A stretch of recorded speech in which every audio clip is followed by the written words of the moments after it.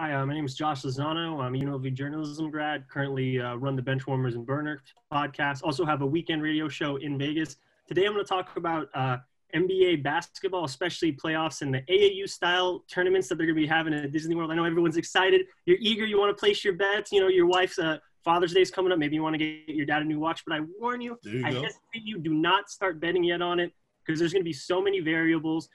Everything that you knew about sports betting and basketball, you got to throw out the window. Because a lot of things like home court advantage, traveling, like there's some rules I personally follow. Like if a team was on a long road trip, their first game back home, always fade them. They ATS against the spread, they're always usually around 30 to 40%. But none of that matters because you're all in the same hotel room now. So we got to wait for the trends. Usually you want to wait between at least 5 to 10 games in the season, but we don't have that luxury. So now we're going to have to gamble a little bit. So after the 2-3 games, whatever the trends are, that's the type that we're going to have to follow. But I got to ask you, Frank, what's your initial thoughts about the NBA playoffs being in Disney World now?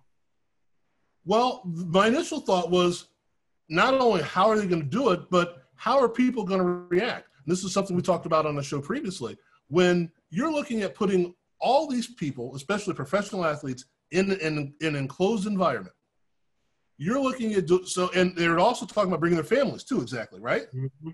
So it's a hotel or an enclosed environment that isn't functioning other than for these people. So you're an 8-year vet in the league and you bring your wife and your 2 kids with you. Who's doing the laundry? Where are you getting fed? You know, is there room service? Do you have to go to Mickey's famous palace to get some fries and some burgers? There are so many more factors. And you were talking about home court advantage. It may be a disadvantage to have your family there because now you have to do all these other things and you've got your family there for weeks on end. Is the hotel going to do your laundry? Is the hotel going to change your room? I mean, little things that you don't think about, but these are the things that you think about when you're talking about home court advantage or lack thereof. Mm-hmm. So you have those factors. Then you have the idea of who's playing where? Do I get a rest day? How do I practice? Don't shower at the gym, shower at home. All these little things, like you said, it completely flips everything around. I don't know how to handicap this. I really don't have a clue. Mm-hmm. You know, you're going to assume that the best teams are still going to be the best teams, but that's because the best teams have other distinct advantages. If you are a young team, say you're the Hawks or the Suns or somebody that's coming into this, that you're not beholden to all the other things that you normally have to deal with. You're like back in college, mm-hmm. right? You know, you're just going back to the dorm room, playing, play some video games, go out and play again. It might be to your advantage to be like that, so it might work out better. Yeah, I don't know. It's completely up in the air. So I'm glad they didn't do it here in Vegas because I don't think you could have contained it. I mean, I would love to have had it here, but again, we couldn't have seen it, so what's the big deal? But I don't think you could have contained it because people don't realize that Las Vegas the Strip isn't one contained environment. It's several different places, several different properties, all that fun stuff. And at least in Orlando, it can be on one resort and everybody can be jammed in there. But I don't know. I really don't know. And I hate saying that, but I really don't know. Yeah. And then one thing, too, that's factors, and I know it would have been a really nice – I think it was just a facade that it was ever going to come to Vegas. It was something nice for writers to write about. But when you really, dig into it, it almost had to be Disney World, especially because, ESPN, ABC, they're all under the Disney umbrella. So if you can muscle out TNT, then what? Because if you would have been Vegas, it would have been a neutral site. Let's just be honest here. Let's just talk about business. It would have been a pure neutral site. Yeah, and logistically it would have been hard too because being a Vegas native, it would have been MGM Grand where we have all those phenomenal boxing events. Thomas and Mack, UNLV running Rebels, New Orleans, South Point. All these are different locations driving. Compared to Disney, it's literally all centralized. There's a lot less moving pieces, and I do agree. You can't really contain them. I know the NBA doesn't like the rhetoric, it's like a domed environment because they think that's ugly, but that's just the best way to describe it. Vegas, we're starting to open up. Casinos are open up. You're telling me James Harden and all these guys after they shellacked the Suns in the regular season's game, they're not going to be hitting up the casinos. So it had to almost be Disney. Plus, when you look into it too, there's just some things that they're going to be testing out that I don't think Vegas had the capacity for. Like they're not going to have, allegedly, they're not going to have camera crews. It's going to be all automated. You know how like drones are in the military? Right. So allegedly, they're going to be controlling it from a like, little controller to minimize the amount of camera people. I don't know if we could install that in multiple arenas in Vegas compared to just doing it in one like AAU style court, like just one building. So just a lot of it made way more sense to be in Disney. So, but usually when you win, you say, I want to go to Disney World, but I promise you when they win, they were like, get me out of Disney World. I want to get out. Exactly. 3 months. Well, with the network, we've approached a few high school conferences about doing things with the drones or the basic cameras and that kind of thing. So it's not as extreme of a thing to do, but it is a new way of looking at things. Mm-hmm. And especially if there's no one on site, that's a tough thing to do. Plus your broadcasters, plus all of that. And again, like you said, you've got ABC, ESPN, all these people that love to be involved and love to have people there. How are they going to pull back? You know, how are they going to pull back and do that? It's going to be easier to do at their facility than it would be here. Like you said, you have a game at South Point, you have a game at Orleans, you have a game at Thompson Mack, you have a game at the Cox Center, you have a game at T-Mobile, you have a game. I mean, it would be easy to put on because of the facilities, but each place is different. And even though they're only a few minute drive away from each other, each place is different. So that would have been very tough to have done, I think. And again, it's like the summer league. Well, the summer league is at Thomas Mack and at the Cox Center, which are adjacent to each other. And MGM Grand is literally a 4-minute drive away, but it's a whole nother complex. Mm-hmm. And Orleans is literally a 4-minute drive away from there, but it's an entirely different complex. So, yeah, it would have been tough to have done it that way, I think. Well, but let's get to the nuts and bolts of it, though. All right. So now that we're going to have basketball back, does the previous season, regular season, or current season, however you want to look at it, how does that impact what we're going to see? Or is it completely the Wild Wild West? It's wide open now because you don't have training camps. You don't have, you didn't play last week. All these things are different. So how does that play out, you think? I do think that there's going to be a carryover.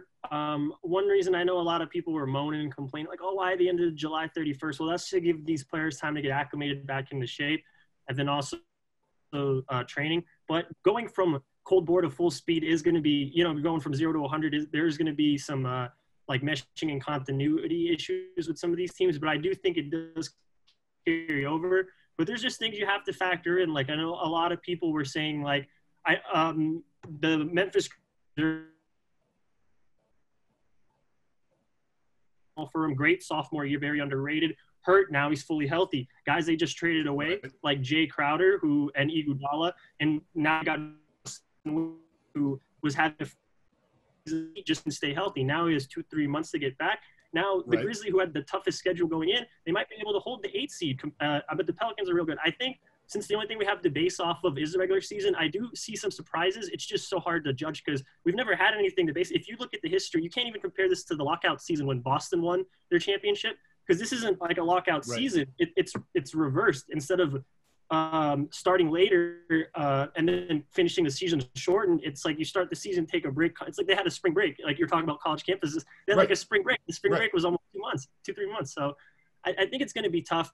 I think the best thing you can do is just for any basketball is just know your superstars because these guys like LeBron James and Kawhi, Giannis, they're not going to get affected by this. I think it's going to be more these younger teams, like especially like the Grizzlies, the Suns, because this environment's going to take some acclimation. You just got used to playing with all these screaming fans. Now all you're going to hear squeaking sneakers. I definitely think a psychological aspect. But for these older guys, like even guys like Brook Lopez, who initially never really won a championship, but they just have so much veteran playoff experience, I don't think he's going to care. He's not going to get shell-shocked that he could hear a ball bouncing from another court as they're playing. So, well, and it's like you mentioned, it is the AAU season all over again. You go from court 1 to court 3 to court 2 to court 9, and, the only people that are there, well, in my experience was – the coaches and a couple of people at the hangers on. Well, now, parents come and grandparents come and all that stuff, but still it's kind of 8 people per court cheering, so that won't change. But you do have things, and I think this is probably the sport that will be maybe the least impacted by that. But it's like we were talking earlier on one of our other shows about the athletes, and like, is he going to do that now that there are no people in the stands?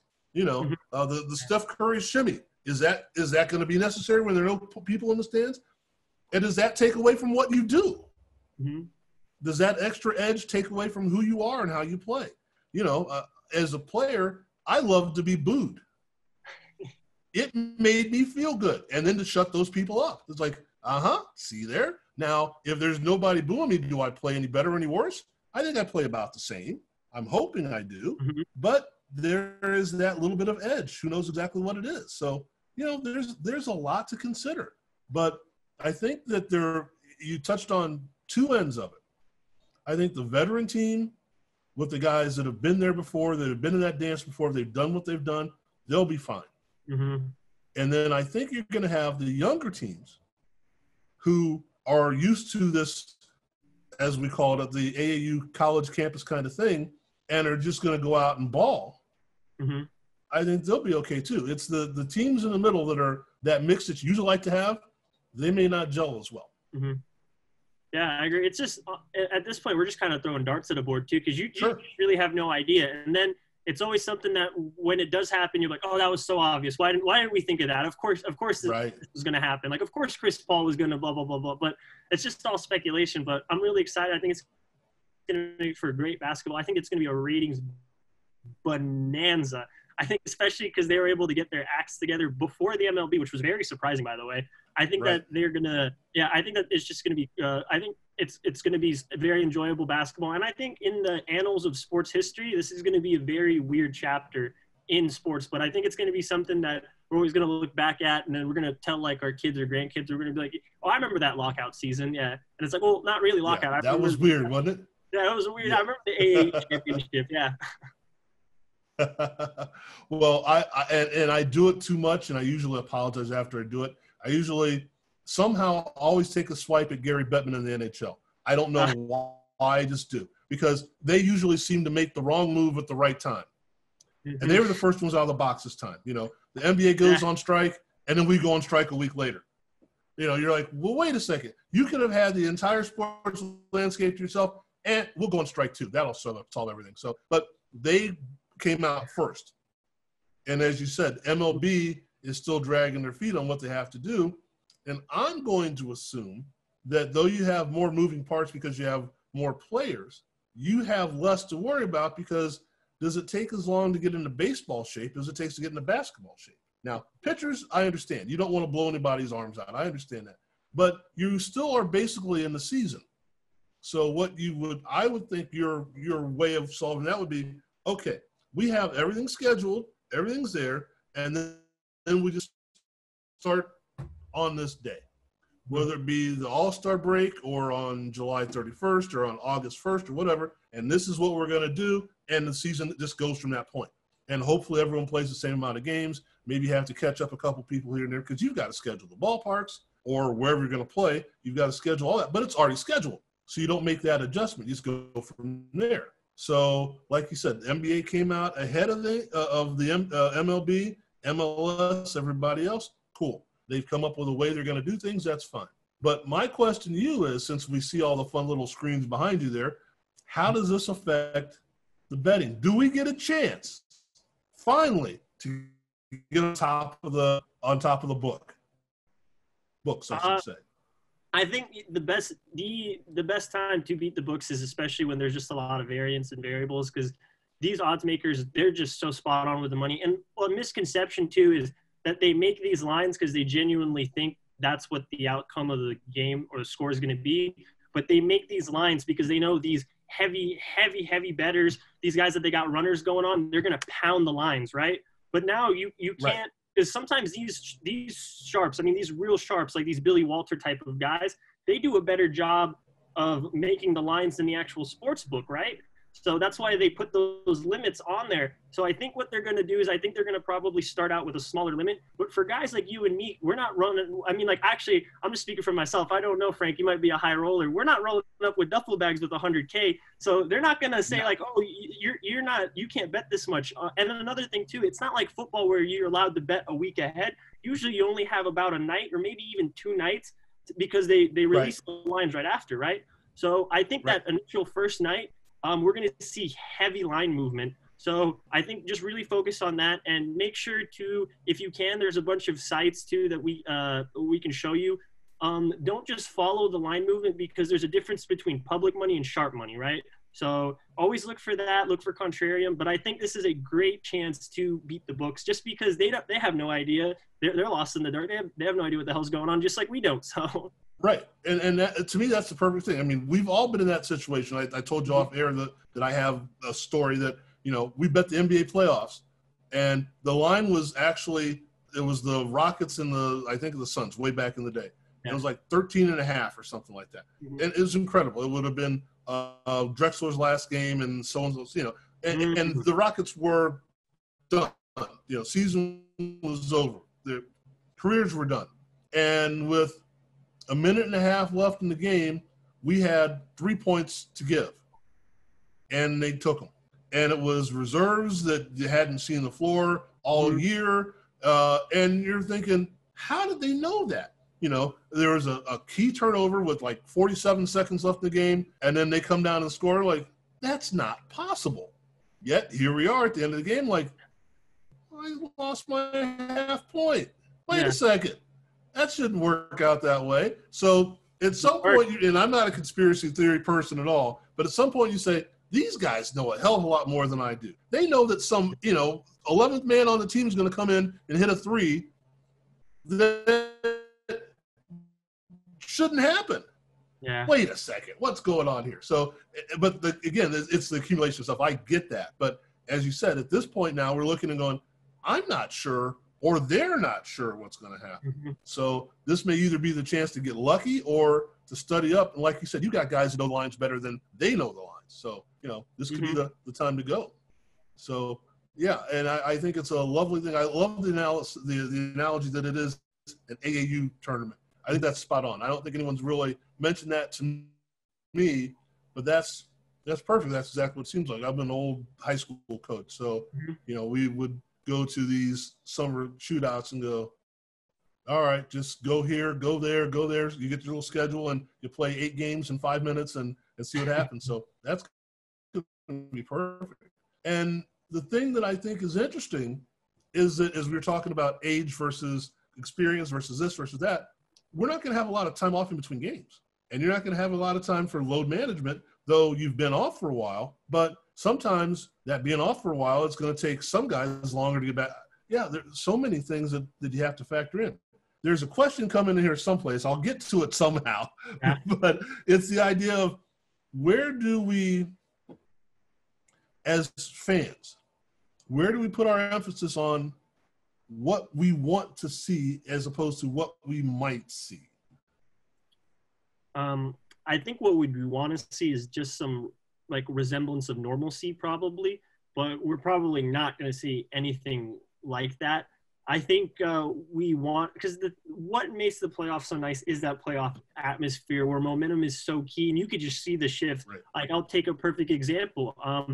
When Oklahoma City Thunder, when they had that Kevin Durant, Russell Westbrook, and they were up 3-1 against the Warriors, and it looked like they're about to win the game, even though the Warriors were down about 8 points. When Steph Curry hits that 3, and you just hear that crowd's silence. I mean, absolute silence. You're just like, wow, they might win this game. But you're like, are you sure they're down 8 with Kevin Durant and Russell?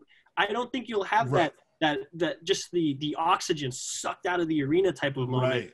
So now it's like, okay, well, crap. Like, yeah, they are down 8 points. It's a lot of points. You won't have that. You won't have that D'Antoni frustration. Call the time. I don't think because we're humans. We naturally just feed off each other. I don't think you're gonna have that. So I think we're gonna see a lot more calmer, But actually, that's one thing. Actually, that's kind of. I know the NBA was saying that they might not actually have coaches on the bench. So that's like a whole nother factor.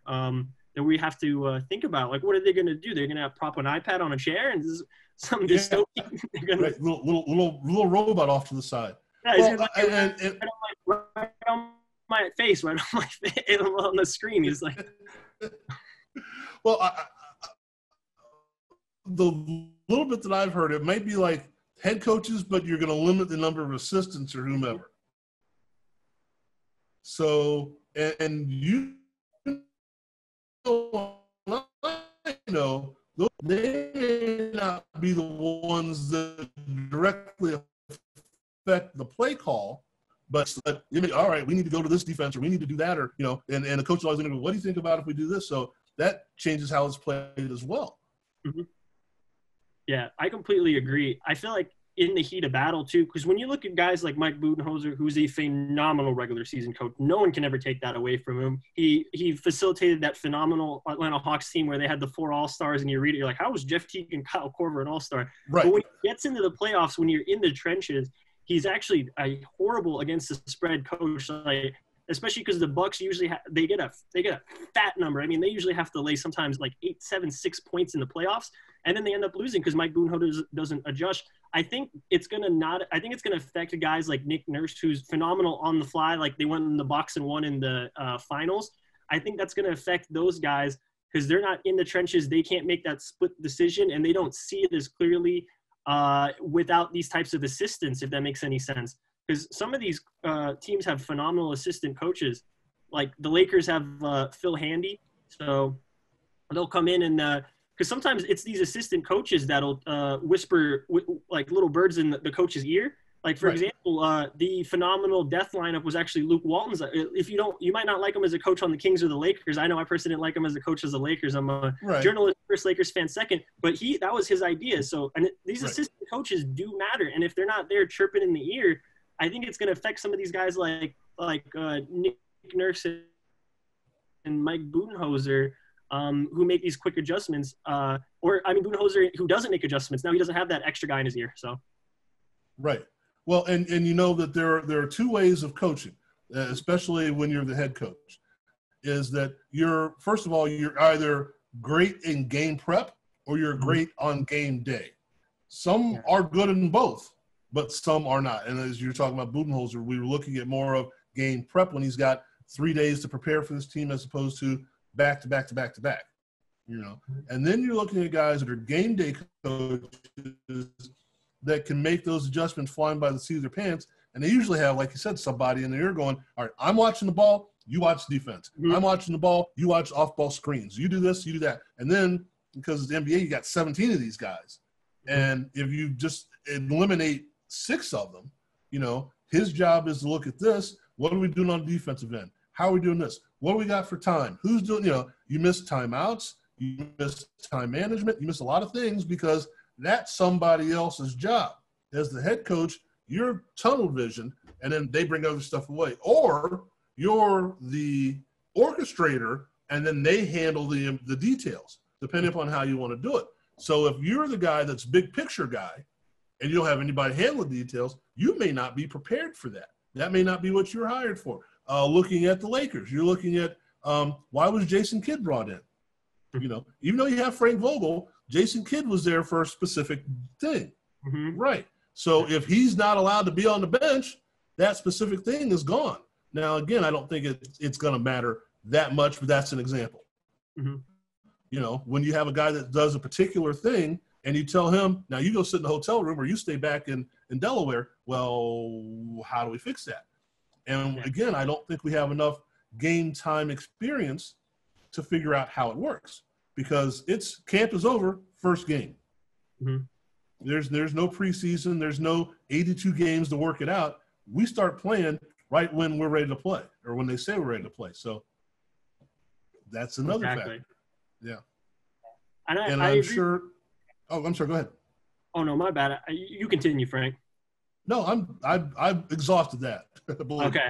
Well, my thing is, I'm glad that you brought up the Jason Kidd thing because they do this kind of things all the time where Phil Handy's a phenomenal assistant coach from the Toronto Raptors, came over to the Lakers, great shooting coach, but when you look at sometimes these guys that hire, it's like people are like, oh, the Lakers got Jason. Well, they definitely didn't get Jason Kidd for his timeout strategy, which I think is hilarious. Hall of Fame coaching move. But so you make the argument, oh, they got Jason Kidd to try and recruit Giannis in the future. I think that, yeah, that's a possibility long term. Never take anything off the table. But short term, they're like, we might face the Bucks in the playoffs. Who better than the love child, Jason Kidd and Giannis, who created that monster? Because only Jason Kidd would have a guy like Giannis and see this guy is like, oh, he has the potential to be like, he has the body frame of a bigger Kevin Durant. You know what I'm going to teach you? Just don't learn how to shoot.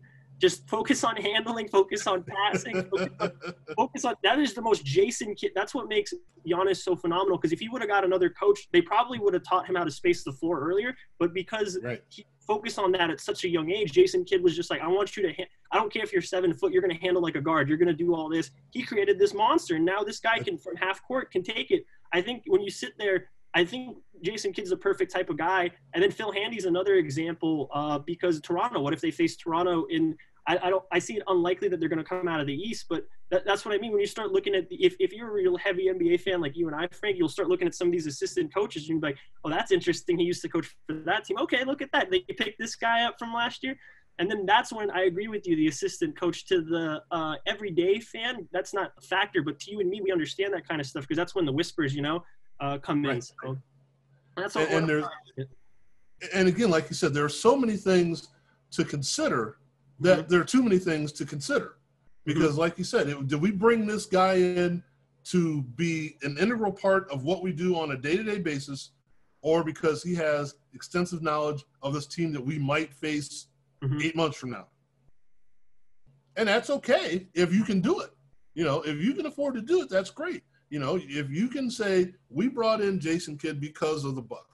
We brought in Handy because of the Raptors. We did this, we did that. And if you're able to do that, that's fine. But now, what if that was your plan and they're gone? It's gone. Do they go by get an email? Well, here's what I expect you to do. At 3:34 in the third quarter, this should happen. Text, okay, and then a guy like a Popovich, who we know he's got fantastic assistants, but is he the one that's doing it himself, or is he relying on them? This is what we're going to find out, really. Even for people that think they know, we're going to find out how in tune these staffs really are with what they do, how engrossed the players are to playing with each other. I'm hearing things like from the Wizards that Bradley Beal's fine. John Wall's dunking on his own, but he's not going to play. And how does that carry over to, well, is he going to go hang out in Disney World for the entire time and then show up on the bench? And knowing that he's capable of maybe playing, is that going to be more of a distraction for his teammates, or is he just going to stay at home and not even show up? You can't shut all these people in the middle of the thing and go, wait a second, we got a guy at the gate we want to let in. Are you all in or not all in? Yeah, here's my +1. Let him in. There's so many things that we just don't have a clue about, which is great. But, as I'm looking to get the picture behind you, I'd like to have a little more information if I'm going to the window, Yeah. I think you make sure if you're going to do your first initial bets, make them small. I know everyone feels a little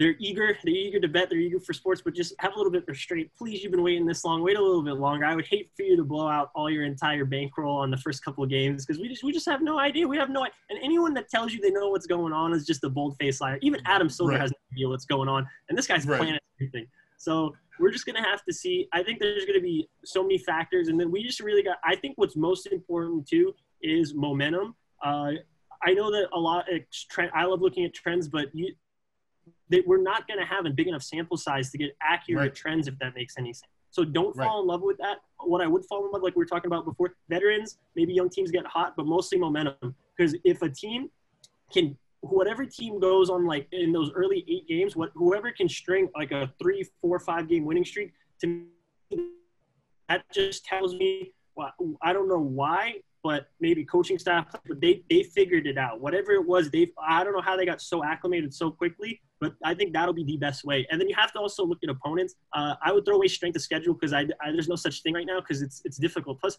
some of these guys, when you were measuring them, you'd be like, oh, the Memphis Grizzlies offensive rating, this isn't accurate, but the Memphis Grizzlies offensive rating against the Pelicans is, like a 105, but we don't know that now because now they got Jaren Jackson and all these guys healthy. Zion too. People were saying that they were easing him. Is Zion on a minutes restriction? He had 2-3 months off. Is it the same team or not? Exactly. Yeah. Well, and the one thing that is after a loss or after a win, you used to be able to, hit the reset button, go to another town, get on the plane, erase the memory of what just happened, and then go from there. Even if you were going home, that drive home or whatever, you could just erase the memory of that, talk on the phone. Now it's like game, hotel room. And does the loss linger? You're talking about momentum. Can you clear your head of the loss? Because now you've got nothing else to do other than wait an entire day to play that over in your head again. Exactly. So many little things like that. Well, and something you mentioned about the betting aspect of things, it was in the Review Journal the other day. I think that's where I read it. A quote from one of the people that, everything's back, or some things, places are back open. And they said, I waited 2.5 months to spend 2.5 minutes to blow all of my unemployment check. Yeah. I mean, and you can take that how you want, but that's the thing. It's like, well, yeah. Like you said, take it easy. Be a little cool about it, and say, all right, let's see how this plays out. Like you said, it's day one. It's like betting day one of the baseball season. I never bet opening day of the baseball season. I've got nothing to go on, so we'll see. Now, as far as everything else, as we're looking at playing everything else and what comes back, we're looking at hockey coming back. We're looking at hopefully baseball coming back. We're looking at, Premier League and all these things happening, and boxing. We've got a boxing match coming up Tuesday that it sprung up on us. We do a boxing show every Wednesday, and we haven't had a chance to talk about this boxing match coming up on Tuesday because it's just kind of like, oh, we're going to have Shakur Stevenson just like that. Really? Okay. All these things that are happening as we're talking about taking it slow, but they're all coming at the same time. As a potential player, what do you look at and say, this might be the easiest thing to handicap and this might be the hardest thing to handicap? I think for me personally, I think it's always by whatever you're familiar with. But I think if you had to say, like, for the general public, like the usual, the average bettor that's just really excited, I think personally the easiest thing. So let me just break this down. I love boxing. I grew up as a huge boxing fan, but I personally try to avoid betting boxing because those refs, they'll just give you whatever you'll be like, we're watching the same thing I was watching. Listen, Nevada Board of Athletics, man, they do a lot of things right, but them boxing judges sometimes. So it is like the stock market. It's like it is bet on your own, bet at your own risk, right? So I would say boxing, I would pass it away. But I think with everything coming back, I think the sport that would probably be most familiar to the regular season actually would be hockey. Now, I know hockey kind of sprung it up and was just like, hey, that's it. So we're just going to start the playoffs, cut the season off. It was, I like what you were saying. They were kind of just mimicking everyone. So it sounded like they heard the rumblings what the NBA was doing. We're like, we like that, except we're just not going to have the extra games to start the playoffs. Hey, congratulations, right. Hey, you're the Pacific Division champs. Woo, okay. But I think for them, they're going to be able to play. I think the fans and the loud buzzer obviously is going to play an effect. But I think for those guys, once you start getting into the nitty gritty of it, especially being in the rink, I think we're going to see more similar. We're going to be able to cap it and be able to accurately notice carryover trends compared to things like basketball being in the AAU, because I don't think the hockey is going to be doing it like an AAU style, if that makes any sense. So, right. Well, I think that, and I just thought of this, I think the contact sports, when someone is close enough to slap you in the face or slash you with you're no longer worried about what's happening in the stands. You're paying attention to what's going on there. It's funny you mentioned the boxing, though. We did a show where we recapped one of the fights of the year in 2009, and we had one of the judges that kind of gave us a little couple of pieces here and there. And what the question I asked him, I still haven't aired the segment of it yet, but one of the questions that I asked him, I said, all right, we're watching the fight at home or at the book or wherever, and we're thinking this is as close of a fight as you're going to get. Yeah. And then the guy comes up and says, 117, 112. And we're going, what, how, what, who, where? And he said, okay, let me tell you something. I know a lot of people don't understand how we do this. Let me give you an explanation. Just because it's 117, 112 doesn't mean it wasn't a razor-thin fight. We judged it round by round. So we gave that guy 5 more rounds, but it's not that he won every round by that big of a margin. He just won more rounds than the other guy did. And so it looks like a hugely, grossly incompetent judging, but really it's just that he won more rounds. And the fight that we did was the 2009 Juan Manuel Marquez, against Juan Diaz, fight number 1. And Marquez ends up winning the fight by knockout in the 9th, but this judge had Diaz winning the fight 5-2, 6-2, I think, going into the 9th round. And as we're watching it, he was ahead, but he wasn't that far ahead, but he won enough of the rounds that if he hadn't got knocked out, he probably would have won the fight because he had enough rounds in the bank. So the point I'm trying to make is when you're just what you said, don't bet a fight basically is what it is. But it's kind of that thing of, it's harder to judge than we think because we're watching the entire thing.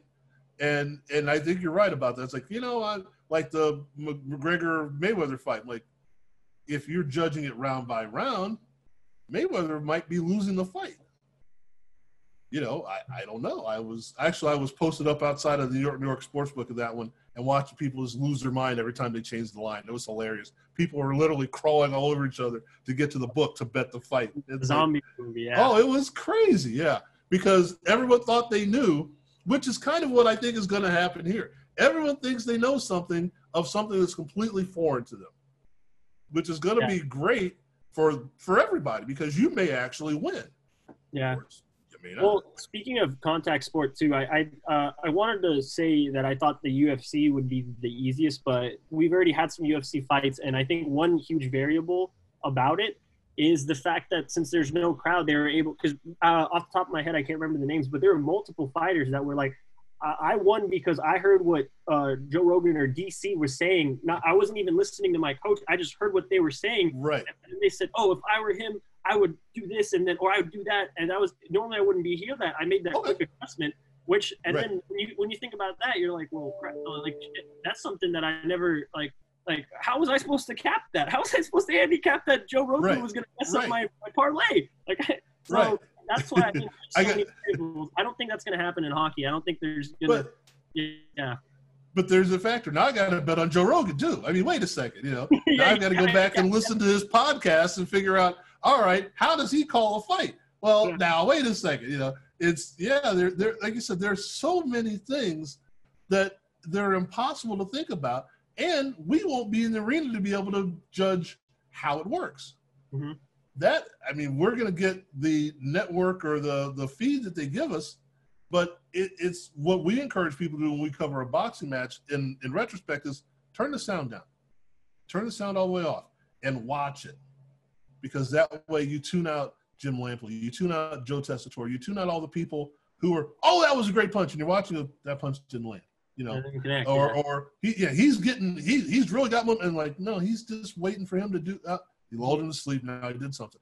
So that's the thing that, if they're able to hear that, or the trainers are able to hear that, or, all these other little things, do we have the timeout that the coach talks about whatever between the third quarter and the fourth quarter, and the sideline reporter is there? Do we get rid of that? How important is that now the coach is in the huddle instead of on the sideline talking about some bull crap? And as you know, betting, one little play can make all the difference in the world.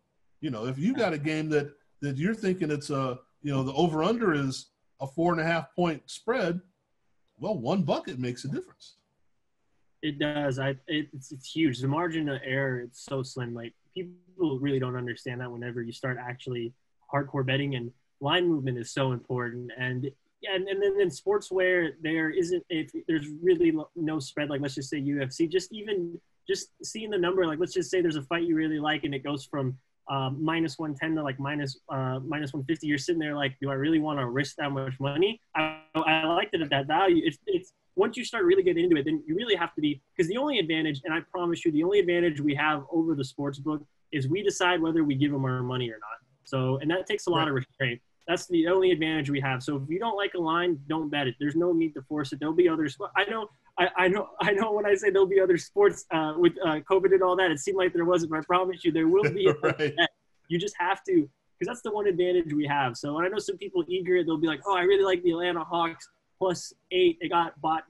It moved down. Now it's 7.5. I'll still take it. Well, did you actually really like it at 7 or 7.5 when you were capping it, or are you just taking it because it's you just want some action, you just want some skin in the game? So really, just restraint is the most important thing I could say. If you're someone who takes sports betting seriously and somebody that wants to do it not as a little bit more than just a hobby, which is, I feel like managing your bankroll is one of the hardest things for rookies to just get acclimated to. Yeah. Right. Well, my buddy and I, basically our phrase is, if you like it, bet it. Yeah. If you're thinking about it, don't. Mm-hmm.